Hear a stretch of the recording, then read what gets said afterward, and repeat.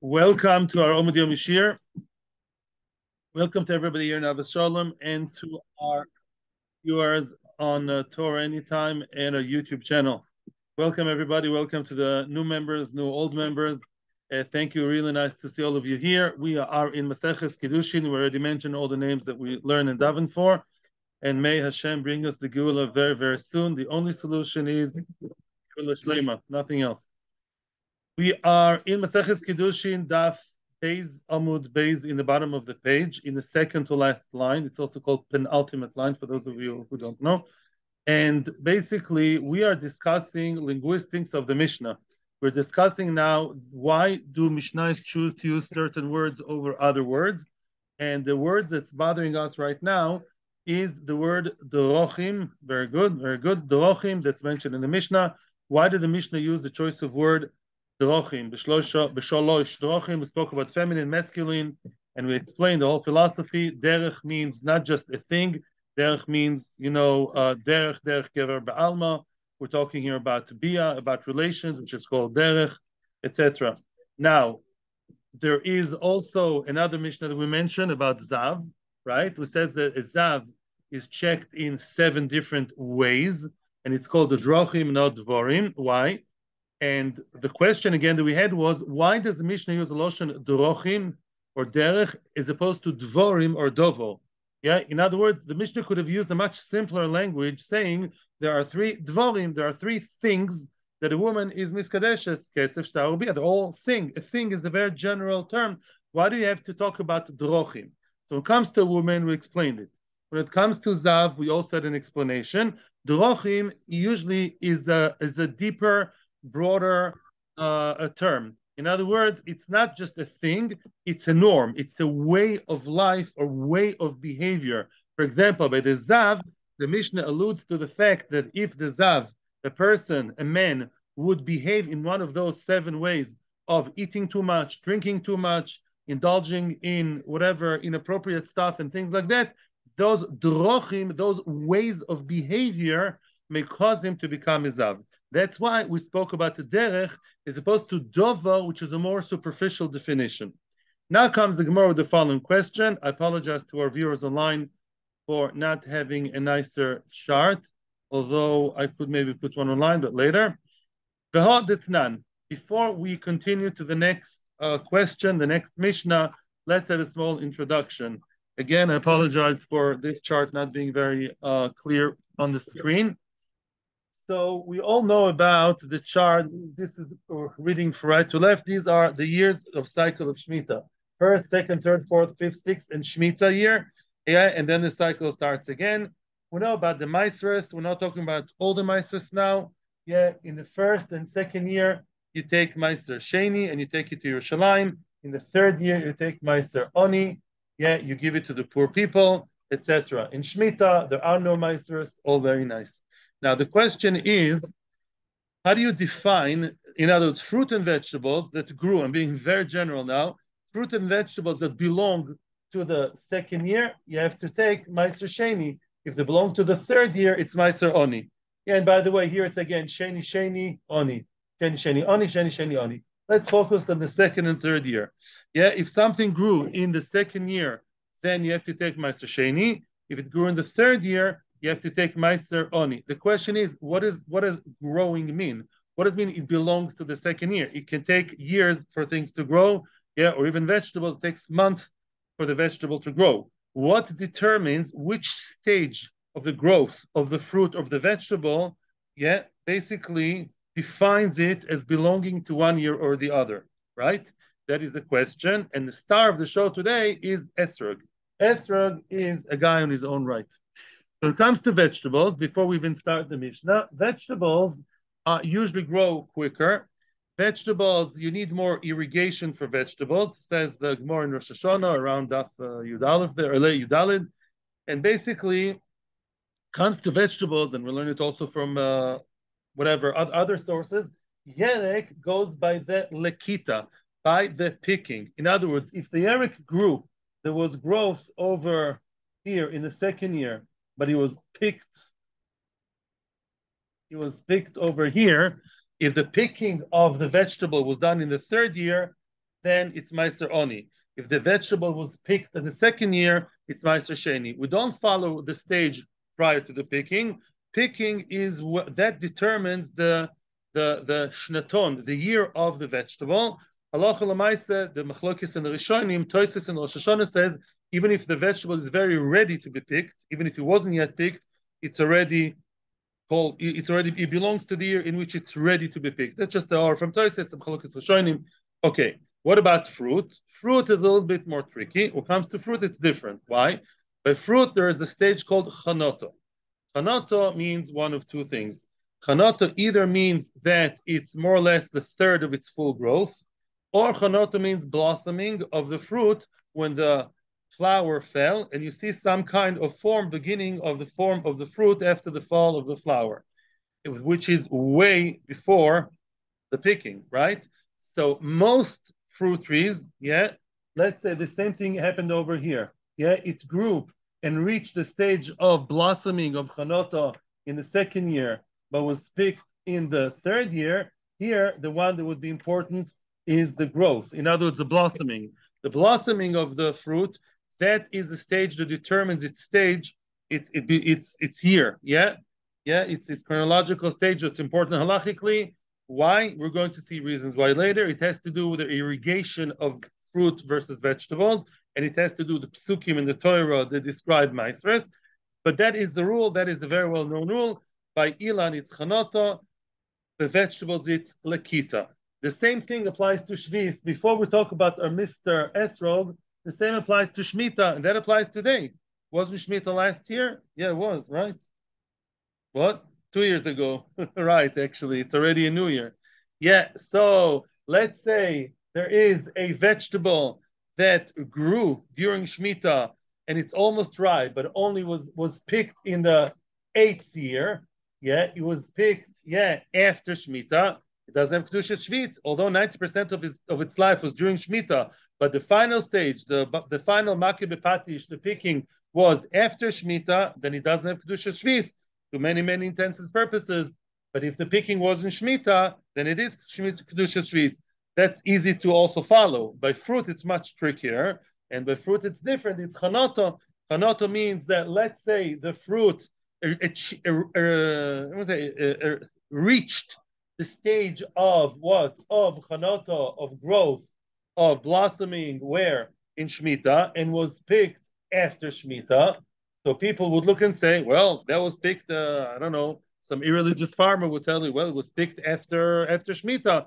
So it's not Shemitah. We say, no, that's not true. Since the blossoming, the falling of the flower and the Chanoto happened during Shemitah, therefore that determines that it does have Kedusha Shemitah forever and ever, that fruit, because that's a Chanoto. That's a very, very basic base of, that's a basic information we have to have before we continue.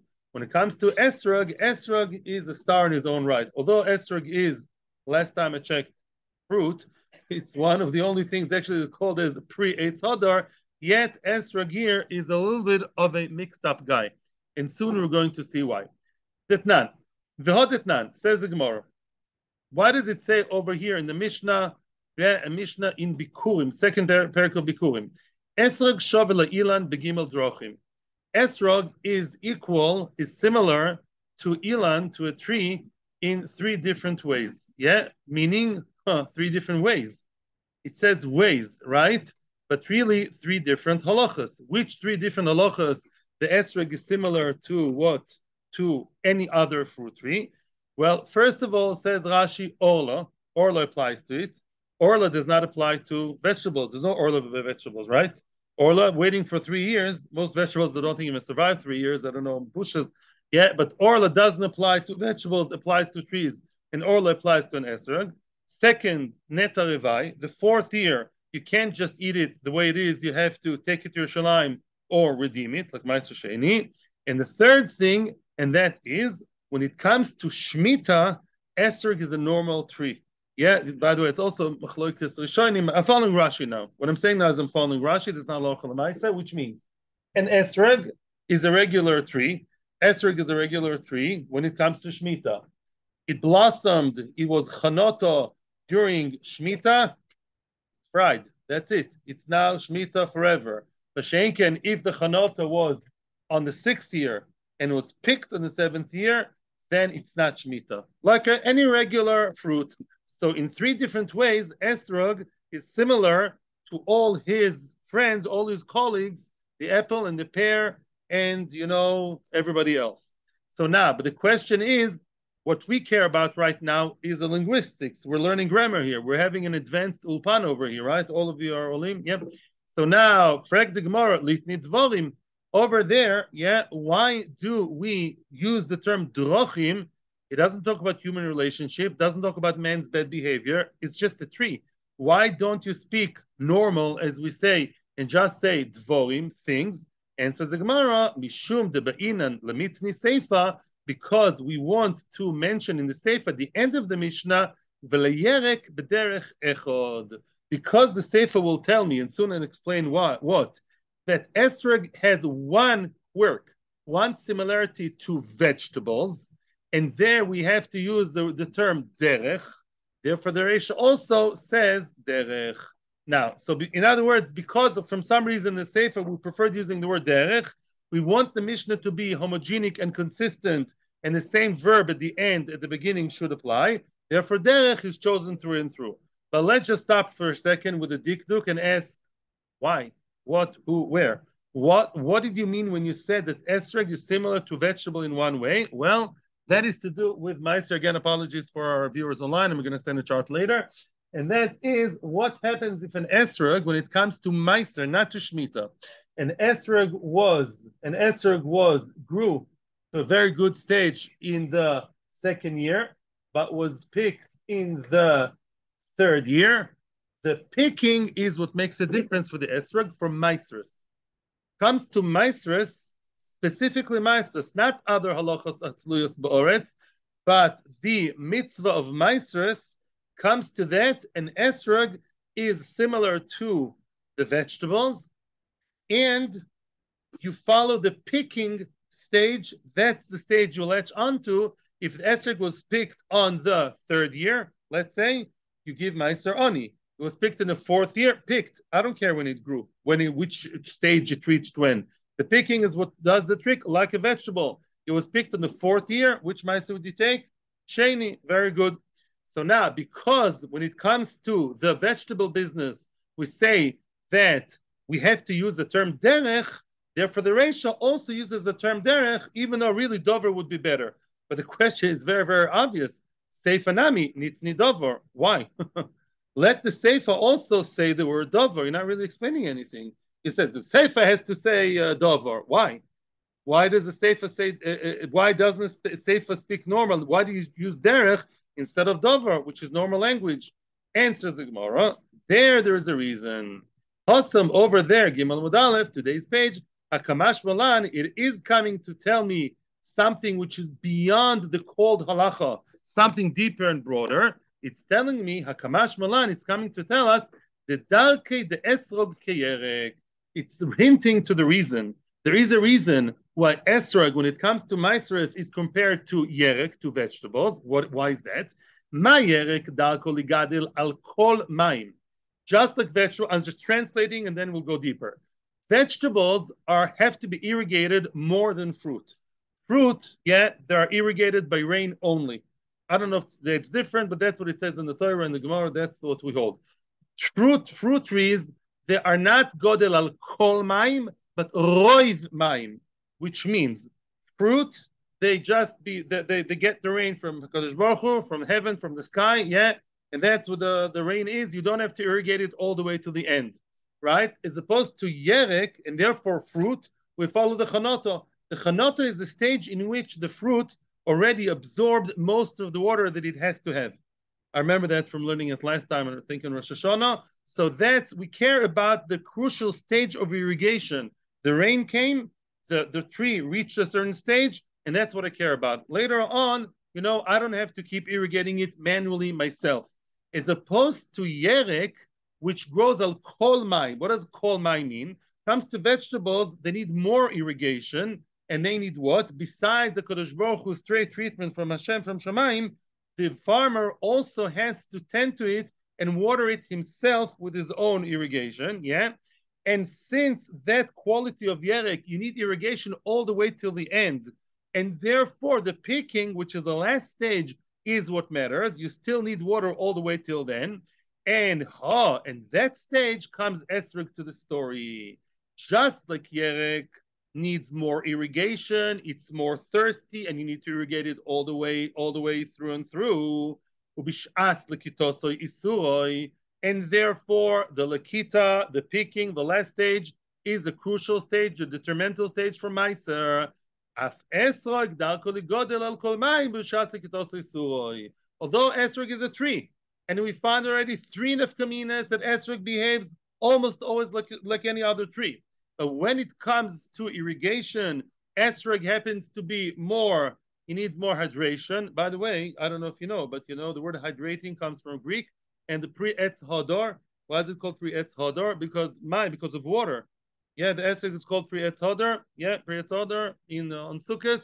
Pre-etz hodor. The Gemara in Sukkot says that hodor is water in Greek. Yeah, the Gemara says that, and therefore it's called hodor. It needs more water. Esrogim, they need a lot of water. Since Etrog need a lot of water, they require more irrigation. So their agricultural behavior is like a vegetable in that sense. And that is what determines the year of the Meiser. Therefore, when it comes to Meiser, therefore they're considered like vegetable. Everyone's going to ask now, so what about Shemitah? Why is it that by Shemitah they stay with a camp of fruit and not vegetables? I'll tell you why. Because Rashi brings down over here that according to Rashi, Tosfos, and many Rishonim, I'm answering now. There are only three things that midoraisa are chayav b'meiser, and they are the ones mentioned in the Torah. They are the three heilige ones. Yeah, they are the what? Dagon, tirosh, v'yitzar. Yeah, Dagon, chameshes mini Dagon, wheat, barley, rye, and all these. Yes, spelt, and tirosh, grapes, and yitzar, the zaysim, the what's his name, the olives. Those three are the ones that are chai midoraisa. All other fruit and vegetables are midorabonon. Now, those three happen to also, their crucial stage is when they reach a third of their growth, which is similar to chanoto. Yeah, Dogon, Tirosh, Veitzar, once reached a third, we also learned that from Psukim, from Yeremis in the Pasuk, Drosha, actually, we learned that their crucial stage for Meiser is after they reach the third of the full growth. And therefore what? So we say, okay, and the Torah says you take Meiser when they reach that stage. So too, all other fruit trees which are midorabanon, Rabbanon said we are now establishing a whole new halacha that apples and oranges and actually leave oranges alone. That's another issue. Apples, Americans don't compare apples and oranges. Apples, pears, and whatever you want. I don't know, cherries. All those midorabanon. When we establish Meiser, we're going to establish it the same way as Dogon, Teresh, Veitzar, which is Chanoto. The equivalent of Chanoto by other fruit is when it blossoms. The shank and vegetables, that's all different story. The vegetables, they don't behave like those three. The vegetables, they need irrigation all the way till the end. And then Chachamim established that they should be irrigated, the Meiser should be taken when they're picked. That is only true about Meiser, because this whole business of determining the year in relation to the irrigation, that is only true for Meiser. Shemitah, nothing to do with that. The definition of Shemitah has nothing to do with irrigation, nothing to do with that. Dogon, Tirosh, Veitzar is only by Meiser. Shemitah applies to all fruit and all vegetables, midoraisa. Maybe not nowadays, but originally midoraisa, it applies to everything, not just to three types. That's a big difference. So when it comes to Shemitah, it's regular fruit. When it comes to Meiser, and we have to go into the kishkas of the irrigation of the cultivation and say, aher, by fruit, it's a third growth, it's the middle of the growth, and by vegetables, at the end, now we re-examine everything. And we say, wait, Etrog, it's a tree, but it behaves when it comes to irrigation like a vegetable, therefore comes to Meisres, the Meiser will be taken by the time of picking. I stumbled upon my own word when I said orange, because really it's a question. Because there is the nidon in the Achronim, a question whether other citrus fruit should be like an esrog. Halachically, I looked this morning in the Sefer, Kitzer, very good Kitzer Sefer, Mishpetei Eretz, and he paskins in the top, not in the footnotes. In the actual text, it says no, oranges are like not like esrog, they're like regular fruit. and you follow the stage of chanoto, not the stage of lakita, of picking. So in any event, I'll be in a second, Rabbi. Basically, what are we saying here? So let's summarize. So esrog is similar to a tree in three different ways, and to a vegetable in one way. Why did we say way and not thing? Because there is some kind of quality here. The Mishnah is sending me a deeper message. It's not just a thing, boom, boom, boom. We don't just pick and choose. There's a reason here of derech, the way of the esrog, the behavior of the esrog, but the behavior of the man and the woman, the behavior of the zav. Esrog also has his own behavior. The esrog is what he behaves like a vegetable, so to speak, when it comes to irrigation, and therefore, hence the halacha, v'chule v'chule. That's why we use the term derech and not the term davar. Question time. Yeah. Mm-hmm. Regard, there was Rashi Tesis and many Rishonim, they say that it's only Dogon Tir Shvitz or the rice and all the other fruit are the Rabbanon. The Rambam holds otherwise. Rambam holds all fruit are the Oraisa and all vegetables are the Rabbanon. Yeah, I don't know about legumes, probably not, probably like vegetables. Rambam holds all fruit are the Oraisa. He believes Dogon Tir Shvitz are representing the world of fruit. They are the representatives in the Torah. We saw something very interesting, Das Yochid, which is hinted somewhere, remember, in Bava Metzia Peiches. Rabbi says only Shiva Saminim, only the seven species of Israel, yeah, they are the Orais and the rest of the Rabbanon. Big Kiddush, but he has his basis there in the Mishnah Te'enim, remember? We said it sounds like Te'enim or the Oraisa, which is not so good, definitely not with Rashi. And he says the Shiva Saminim or the Oraisa and all the rest of the Rabbanon. That's the Das. I think it's only the Ravid and nobody else, as far as I remember. At this happy note, we can continue with your beautiful question. The Gemara, Gimel Amud Aleph, fourth line from the top. Another Mishnah, another test to the linguistic preferences of the Mishnahs. The Gemara. It says over there too, when in between V'odetnan, sorry, Koi. There's a discussion whether you can say Koi or Kvi. I saw in my Mishnah it says Koi. What's a Koi? A very Koi thing. A Koi is an animal which Chazal had a suffix that was never resolved, whether it's considered to be a behema or a chaya. Yeah, a behema or a chaya, well, Palestinian stuff. Yeah, the kids are, there was a question, a koi. What's a koi? A koi, there's even a question, what's a koi? A koi is a Gemara in Chul and Daf Pei discusses whether koi has a father who's a behema and a mother who's a chaya. Behema, by the way, for those of you who don't know, there's many ways to define that too. Behema, generally speaking, is a domestic animal. Yeah, for example, goats and sheep are behema. Well, chaya, and I'm talking about kosher chaya, or deer, hart, giraffe, there are chayas, there are wild animals that are called chayas. You can define it differently, but this is generally the simple understanding. So now you have this creature, and we're not sure if it's called halachically a chaya or a behema. What is this creature? It's called koi. What's a koi? A koi is either a child of ez and a tzvia, yeah, a goat and a female deer, though a female deer, yeah. So her husband is, yeah, I know. The husband is the taish, is the goat, yeah, is a goatee, and what? So their child is called koi because he's half. So we don't know how to define him as a chay or a behema. Other opinions of the Gemara in Chulin, I think it's Daf Pei, they say that it's a kind of an animal called like buffalo. Why? Buffalo is really like a show. It's like a show rabah. It's a show. It's a bull, but it's wild. Yeah, in South Africa, they call such animal wildebeest. Yeah, right? Wildebeest. Oh, in other words, it's wild, but it's a beast. In other words, it looks like a show, but it's out there in the wild. Or the ezhaba, or a wild goat. Yeah, in other words, so those animals that are in between, they're not sure what the identity is, whether the chay or behema, it's called a koi. And what are the halachas of a koi? Well, yesh drochim, in some ways, drochim, not dvorim, shove lechaya. In certain ways, it's like an animal, meaning like an animal halachically. And therefore, a chaya, you have to do kisui hadam. When you shech the chaya, a wild animal, you have to do kisui hadam. You have to cover the blood after the shchita, yeah, with dust, with offer, with soil, or with ash.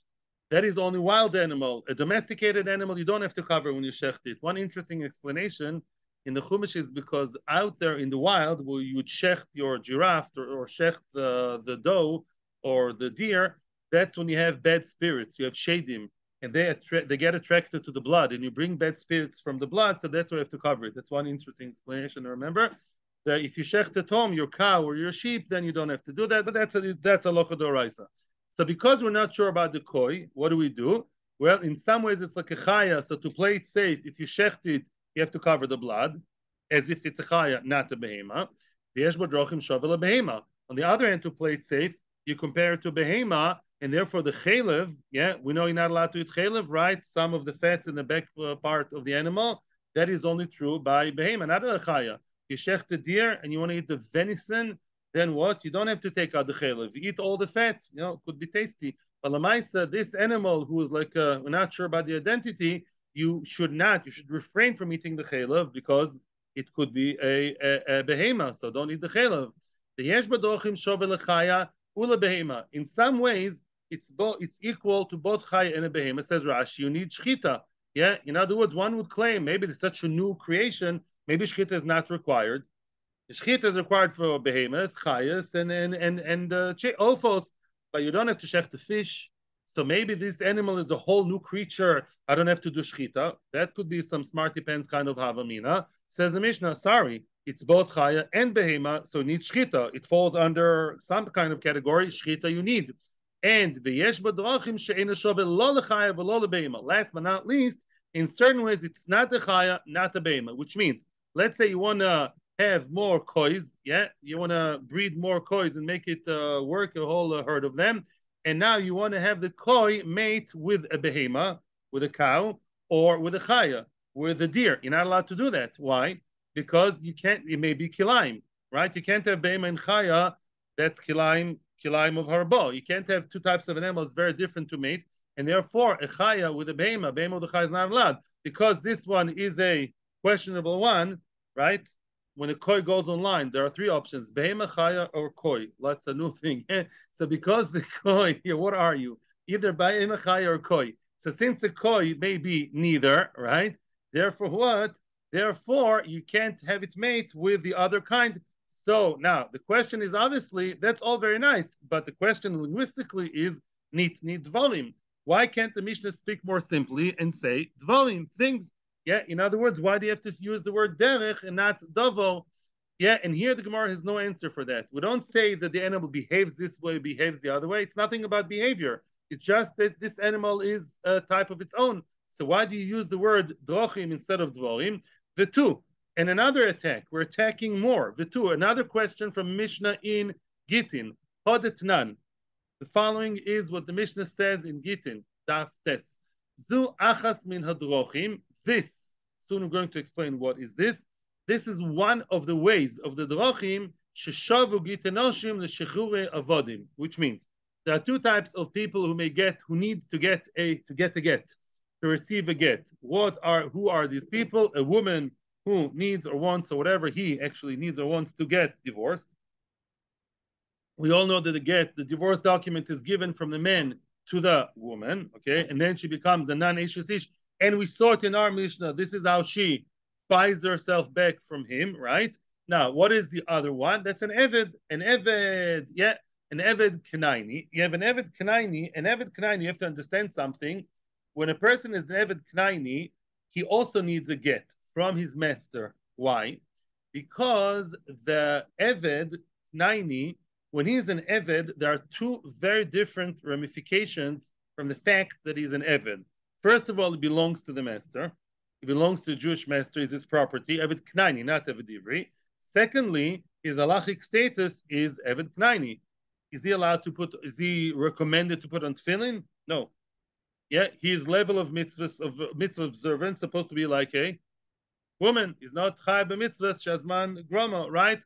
And an Eved is not allowed to marry Bas Yisrael. It's an Issa Doraisa, Lo Tiyakdesha. And Eved Knani has the halachic status of Eved Knani is, I don't like to use the word half Jewish, but it's kind of, yeah. In other words, it's Jewish, but not the same level. Once he gets a get, yeah, the Odin can't just tell him, you just go free.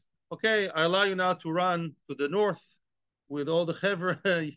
Goodbye. I'm staying in Alabama, in my plantation. You go to Detroit. Yeah, and no, because if this Eved, even though it's not owned by you, but it still has halachic status of an Eved Knaini, right? It doesn't change. You can't change it with words. You need a get. He has to receive a document from his owner stating that he's a non-Eved and nafkamina, that he's a free person and therefore a full Jew. He already had his bris milah before. That's a different story. But Lamaisa, now he's a full Jew by receiving the get. It's really conversion to Judaism through getting the get from the master. And thus, this is not just that get is not just a regular ben odom choshen mishvat business. It's a Yeredeh business. Yeah, it's kashrus, it's gerus, right? And therefore, I'm giving a small introduction here.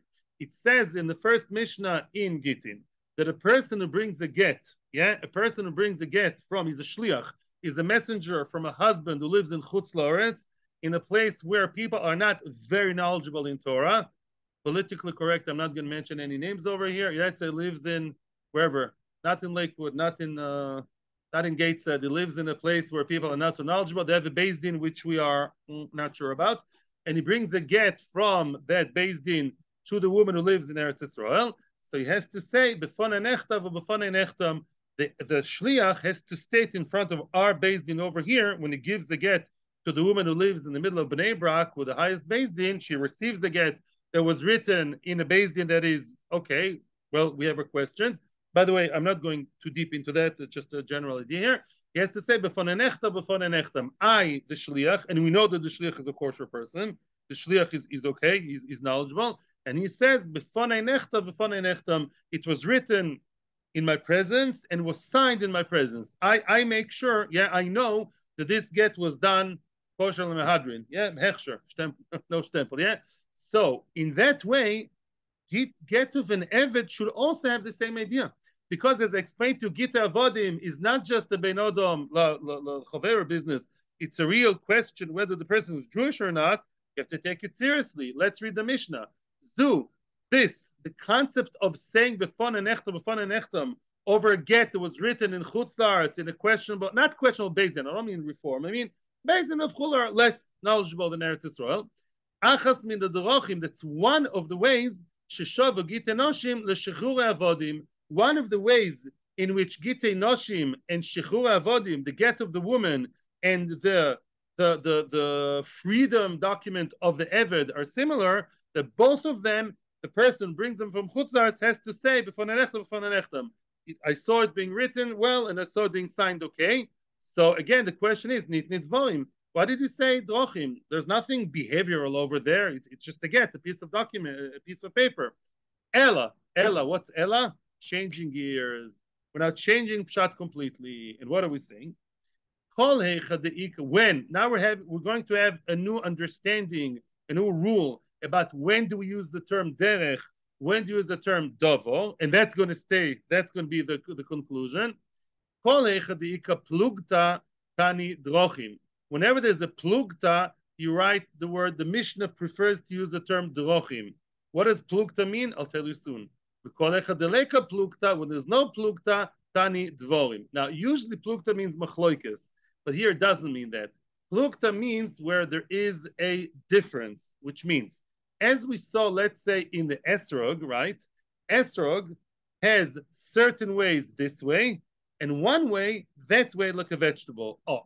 Says the Gemara, whenever the Mishnah talks about there are certain ways in the item that we discussed in the topic, certain ways it's like X, and other ways it's like Y, then it's like a way. Like you drive with your ways, and you have one way going this way and one way the other way. That's when we say drochim. But when everything is the same, when let's say X and Y are completely identical, all the halachos of one issue are exactly the same as the other issue, there's no differentiation, there's one group this way, one group the other way, then we say dvorim. And I'm going to read together with you now Rashi that will make it much clearer and also give us all kinds of explanation of examples. The Ikab Plukta, look at the Rashi, that is a few lines before the end of the narrow lines. The Ikab Plukta, says Rashi, Chiluk bedrochov. There's the difference in the different ways of this halacha. For bederech zuhu doime lekan, one way it's similar to this, like Esrog. One way or three ways it's similar to a tree. Yeah, another way, it's not similar to a tree. Kigon mesnisin, begimel drochim. Oh, Rashi now is going to go through all the Mishnahs we've discussed. It's a beautiful summary and plus plus. Our Mishnah, the woman is acquired by her husband in three different ways. What does it come to exclude? Says Rashi. Begimel drochim lemiuti chupa deloy kanya. Soon you're going to see that the Mishnah who said a woman is acquired in three different ways comes to exclude there's the fourth way lurking in the corner called chupa, and the woman is not acquired with a chupa. Chupa is a later stage. Once mekudeshes, bekesef shtar ubia, then there's bia I don't think needs chupa. Once she's mekudeshes, kesef shtar, the second stage called nisuin is bechupa. Today they do it all in one, but originally there's kiddushin and then chupa. Chupa is not a way to acquire the woman. We're going to discuss that actually soon in the Gemara. And excuse me, Lokanya, the Mishnah of Zav, there are 7 ways in which the Zav, there are 7 ways in which a Zav is tested to see if the Ziva was natural or was stimulated. Well, says Rashi, Hachi udavi oines leziva, v'lo oines acher. Only these 7 ways are the way for the Zav to give an excuse to the Zav, so to speak. My Ziva is not natural, it came from somewhere else. Let's say there's an 8th way. Let's say fear. Let's say Zav would say, I was so scared. I heard a missile, I heard a siren, and it became Zav. Not an excuse. You're still called a natural Zav, and it's not something from the outside, and you're still Tomei. So it's coming to exclude any other funny thing outside those 7 things. That's what says Derech. Derech A as opposed to Derech B. Yeah, like a fork, like a crossroad. You go this way and not that way. They're the Gitin. What are the drochim in Gitin? In which way they're similar, the Eved and the woman, in which way they're not. But the Gitin, be'elu shove, Rashi goes into the whole thing. I don't know if we have much time, but we'll read the Rashi. Be'elu shove, in those ways, the get of the woman and the shtar of the Eved are similar regarding what? That the shliach, the messenger coming from Chutz La'aretz, from Kucha, whatever, has to say, excluding what? Beloy, there's a way in which they're different. What happens if a person tells someone, a person has a wife, and lahavdil he has the Eved Knaini, and he tells the person, my wife doesn't know about it. I'm now going to give you a get. You represent my wife without her knowledge, and you'll be her representative. I'll give the get to you, and you represent her. So then, and then he regretted it. He can regret. Mashain can, because by receiving the get for a woman without her knowledge, she's not yet divorced. As opposed to an Eved. If I say, listen, Eved Knaini, I want to free the Eved Knaini, because, by the way, you're not allowed to free your Eved Knaini unless you have a very good reason for, like to make a minyan, like Morris says in Gittin. I want to make a minyan, you only have 9 people, and then what? You represent the Eved, I'm giving you the Eved's get into your hand, at that very second, the Eved is free. What's the difference? Look at Rashi. The choizer beget, the get of the woman, I can regret, because you receiving the get for my wife without her knowledge is nothing. When it comes to you receiving the get for the Eved, the shtar for the Eved, right away, without the Eved knowing, it works. Why? We've discussed at the beginning of Mitzvah, right? In other words, the woman, we assume, doesn't want to get divorced, although she may have not a nice marriage. Money-wise, it's not worth it for the woman to get divorced because the husband is supposed to support her. So by the cold definition of things, unless the woman knows and wants, in this case she doesn't, you can't act on her behalf on something that will make her lose money. She'll get a ksuba, lo meshane, but day to day she'll lose her parnasa. Single mothers, usually they're not, swimming in money. An Eved goes scot-free. An Eved now will make his own parnasa. Up until now, the Eved has 0 money, while a married woman can have her own money. And the Eved has no money. Everything belongs to the master. The master, according to some, doesn't have to feed him. Not a good place to be. So for the Eved to be free is winning the lottery, literally. And therefore, for an Eved who now gets his own money, his own ability to make money, it's good for the Eved to be free. And therefore, if you received it upon his behalf, even without his knowledge, that's called Zochin La'adam Shaloi B'fonov.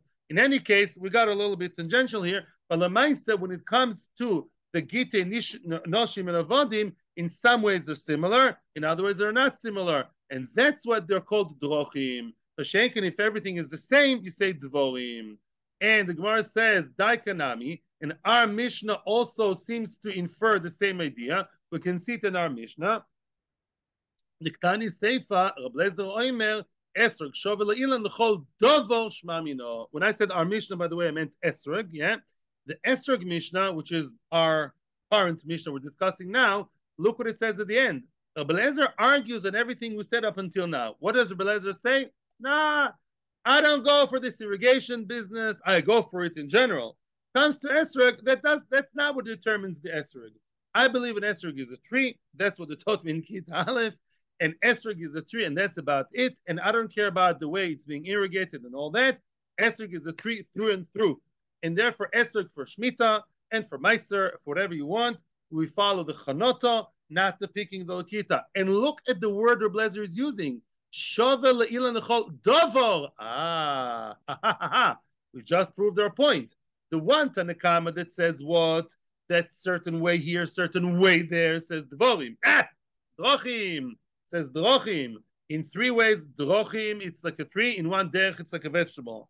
But once we say that an esrog is through and through in everything, it's a copy and paste of all other trees, then we all of a sudden use the term dovo. Dovo. That's exactly what we said. The Gemara is not very happy, and that's why I have two dots, because now we are done with the sugya. So let's summarize. So at the end of the day, after all the philosophy, we got much, much simpler over here. Philosophy is out the window here, and we just stick to regular linguistics. Whenever the Mishnah talks about, whenever the Mishnah wants to compare one item to two other items, one issue to two other issues, and say, in certain ways it's like this, in other ways it's like that, it says way. I said the way on purpose, drochim. It's like a fork, like a derech. Derech, there are many different drochim in the world. But when you say that X equals Y for everything, for 3, 4, 5 things, it's all the same, then we say dvorim. And that's it. Very good. The Seder. Weiter? Yeah? Continue. Questions? Let's continue. Now we're continuing to analyze our Mishnah. When it comes to the Esrog, I saw the Sefer today. I don't want to say with certainty, but the way I understood it, he actually says that an Esrog is I think he says it's all the way like the Elan. No. It's like a vegetable. I think first it's a suffix. It's a suffix, that's for sure. Laloch, it's a suffix, and you machmir both ways. But I think we tend more to say that it's like a vegetable and you follow the Lakita too, or at least there's a tzad, that's for sure. There's definitely tzad to say, la halacha, you follow the esrogs, the picking, and not just the chanota. I'm pretty sure, I know that with Tzadim, I think the stronger tzad, if I remember correctly, is the fact that it's more like a vegetable and you follow the picking time, definitely not only the growth time, the chanoto blossoming time. Thank you, Rabbi. It's true. Halacha l'maisa, there's an argument about esrog even in Shemitah, although it's not what the Gemara and Rashi say. The other Rishonim learn it differently, and they'll learn there's a question about an esrog also regarding Shemitah, and in Shemitah till today, there's a question about an esrog if you follow the chanota or the lakita to know if the esrog has kedusha shvis. Ask your local Orthodox rabbi. Two dots. Weiter. Says the Heilige Gemara. One more question and continue. The Gemara asks the question. Yeah, let's preface the question. The Mishnah told us Haisha niknes b'sholosh drachim. Right? Let's read Haisha niknes b'sholosh drachim. Right? The woman is acquired yet to her husband. B'sholosh drachim. Yeah, the Gemara went through and through by sholosh, not shloisha. We had a whole ulpan over here. Yeah, a heilige ulpan. Yeah, but excuse me, I know how to count till 3. You know. If the Mishnah tells me later, Kesef Shtar Ubia, you don't have to be Albert Einstein to know Kesef Shtar Ubia. That's 3. So why did the Mishnah have to tell me the number? You should write. The Mishnah should have written what? Aisha Niknes Bekesef Shtar Ubia. Why do you have to mention the number 3? The assumption already before we start the Gemara is when you mention a number in the Mishnah, that's a golden rule, which you all know, I guess, or will know now, and that is it comes to exclude something else. When you say there are 3 ways for a woman to be koine, nikne, and these are kesef shtar ubia, there's another kinyan lurking in the corner, waiting to be accepted to the club, and we reject it. there's a fourth way, or maybe more, in which, we deny, we reject other potential kinyonim, and we're coming to be exclusive and say these three and these three only. Hence the number. Here you need a number. You should be aware. Only three things, and don't try and tell me other ideas. Obviously, the question now is minyona dereisha lemiuti mai. The first minyan, meaning three, the number three, what is it coming to exclude? Which other kinyan potentially is out there who wants to be accepted to the club of the kinyonim? And we say, no, you are not a kinyan. Which one is that? And another question obviously follows through. Minyan of the Seifa lemiyutimai. The minyan of the Seifa. We say that she acquires of herself back from the husband. How? By two different ways. Two. Misa, get, Misa Sabal, get and the death. What is it coming to exclude? Which other way would a woman become, not divorced, not married? Which other way? Answers the Gemara. Minyana dereisha lemiuti chupa. So I'm not going to all the details now because it will be discussed in 2 dapim from now. But generally speaking, let's give a small introduction. We all know that Kiddushin means she's a full Eishes Ish. He gave her the kesef shtar bia. She's now his. I'd leave bia alone actually here because it's all done together. Kesef and shtar. She's his legal wife, but he's not allowed to touch her until chuppah and sheva brachas under the chuppah. I mean, sheva brachas under the chuppah. It's a condition to aid him. 10 people. It has to be done properly. Only then they can live like husband and a wife, right? Now, chuppah is the second stage. It's not kiddushin. It's called, what is it do chuppah? Starts with the noon, nisuin. What we call marriage. I don't want to translate to English because it's foolish. There's no point. English, it's all marriage, We have 2 stages, kiddushin and nisuin. Nisuin is when they start living together. Cheder yichud, Now, what about chuppah functioning as kiddushin? Actually, there's such an idea. There's such an opinion. In other words, let's do one-stop shop, and let's say that the girl that her father is in charge of her kiddushin, he gives his daughter to be under the chuppah for kiddushin. Without going to details now, I promise you in 2 dapim it will be elaborated on a lot.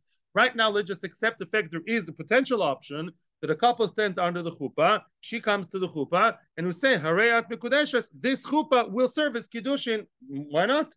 Maybe the chuppah itself, being under the canopy, being under his talis, like the Sfardim, whatever, those covering your face, whatever the chuppah is what? Is the kiddushin. Comes the Mishnah, tells you, no. And we're going to explain why not later on. This Mishnah is coming to tell me these 3 things, and chuppah is only the second stage. Chuppah is not the kiddushin. That's what the Mishnah is telling me by numbering and excluding. According to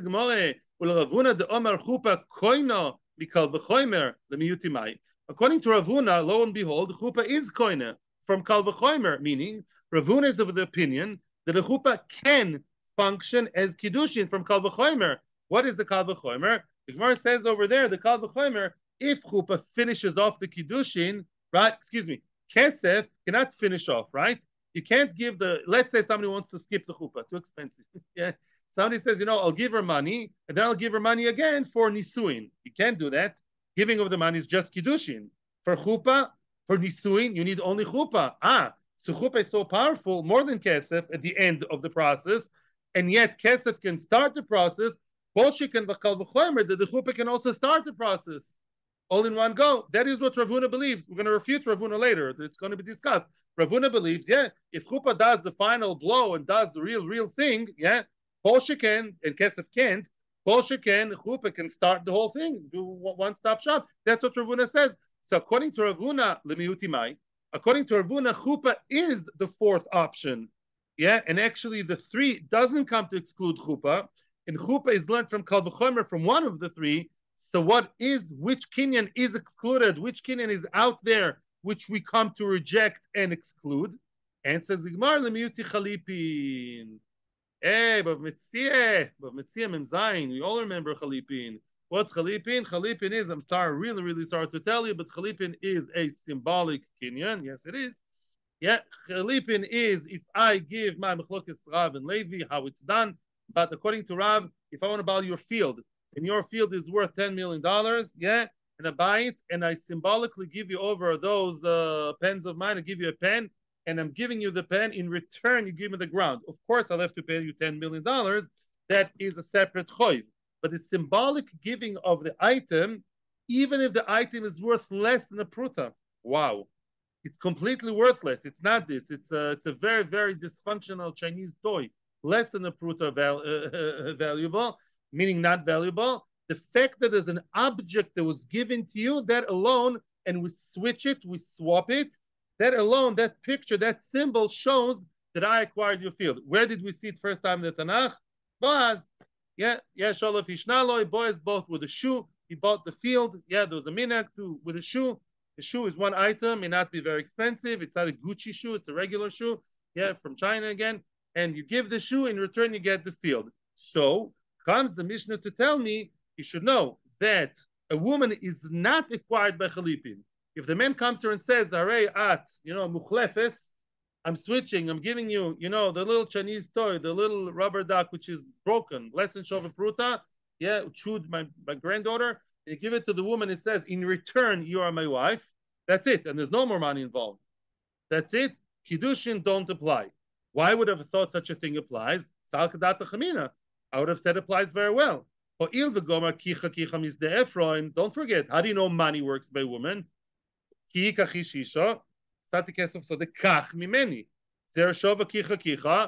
a woman to Sdeh, from Sdeh to a woman. The field of Ephron that Avram bought with money, we learned that a woman can be bought, so to speak, with money. Well, Chlipin also works by Sode. Mas Sode mikne bechlipin, af ishanami mikne bechlipin. Just like a field is nikne how, Kesef, Shtar, Chazoko, and Chalipin. The original Chalipin in the Tanakh was actually a field. A field, very expensive, can be nikne, but the symbolic giving of the item of less than Shve Pruta. So maybe a woman too. If you learn from a woman to a field to woman, so why do you stop by money? Maybe Chalipin too. Kamash Malan, that Chalipin doesn't work by women, only Kesef and Shtar Ubia. Frag the Gemara, why? I actually think it's a very cool idea. Yes, to use Chalipin. He doesn't have the ring from the fanciest shop in Bnei Brak. He has Chalipin. That's why he wants to be Makadisher with a tissue, clean one. A clean tissue is less than Shve Pruta. Very useful, believe me, when I have allergies. I read Mukadesh sleep, a Chalipin, a switcher for a tissue. Why not? Maybe it's going to work. Answers the Gemara Nishtas though. It doesn't work. Why? Big Machlokes Rashi says again. I follow Rashi now. But we don't have time also. Chalipin isnu bepochas mishve pruta. Because Chalipin may sometimes function even in less than shve pruta. Remember the Gemara in Bava Metzia? It has to be a whole item, but WHOLE, whole, intact item, not broken. But it doesn't have to be valuable. The isha bepochas mishve pruta loy miknia nafsha.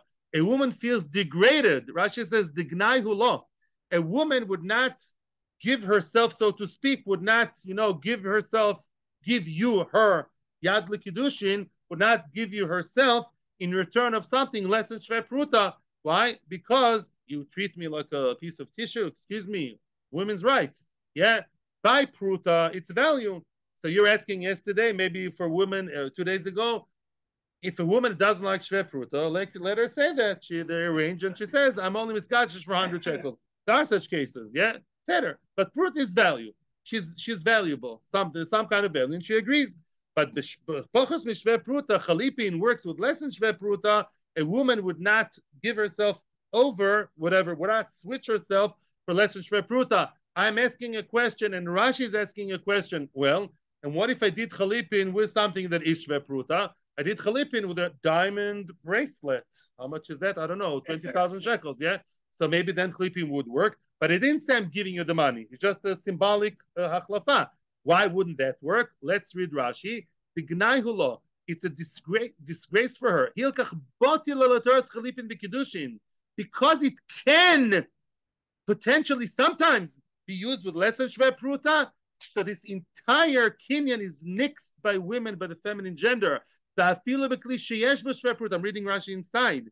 Even if the kli has shve pruta and has million prutas, if the guy told her, I'm switching you for that, because that switching is less mechubad, because that switching could have been done, not with $1 million, but with a little tissue, therefore that intrinsically, that kind of kinyan is called already disrespectful.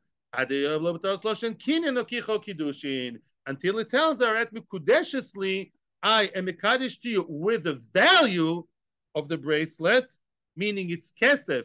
You have to be careful. In other words, you can have two people doing something very similar, but it's not the same kinyan. It depends how we verbally, what it says verbally. If I say, I want to buy your field for a gold bracelet, and I say, I'm giving you the gold bracelet, take the gold bracelet 10,000, you're getting it, something very valuable, and this is money I'm paying you. In return, give me your field, and the rest of the millions I'll give you later. That's kinyan kesef.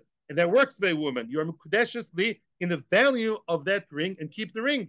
Masha'enken, if it says chalipin, if I tells you, take the tchotchke or the $1 million thing, but I'm not really coin of the field with that. It's the action of me giving this, and in return, we're swapping. It's not about the value of the item, it's about the action. It's about the switching action. The switching action, because it can be done by something less than Shve Pruta, by a field, it's okay. By any other field, it's okay. Not the metaltalin, but korkos. Mashenken could be metaltalin too, remember. Mashenken, when it comes to Kiddushin, that's disgraceful for the woman, and therefore a kinyan of Chalipin doesn't work. And even if women do want, I assume according to Rashi, it's not going to help. She's a yotzim in a cloud. Yeah, Toysus has a lot of issues with this Rashi. I'm not going there right now. Yeah. Toysus asks the question, if woman does want Chalipin, what's going to happen then? Yeah, Rashi could say, Batla Datetzel Chalodom. Yeah, if she has such low self-esteem, she's marking herself for Chalipin, okay, but she's the exception to the rule, so Chazal were not metakin. I'm suggesting maybe that's what Rashi believes. This kinyan is out the door because you're not respecting the kala enough. Atzlocha ubrocha. Yes, thank you very much to everyone on YouTube, everybody over here, and soon your questions are going to come through. And also to everybody who watches us on a YouTube channel. Thank you, V'hatzlocha Rabba. May we see Shalom very, very soon.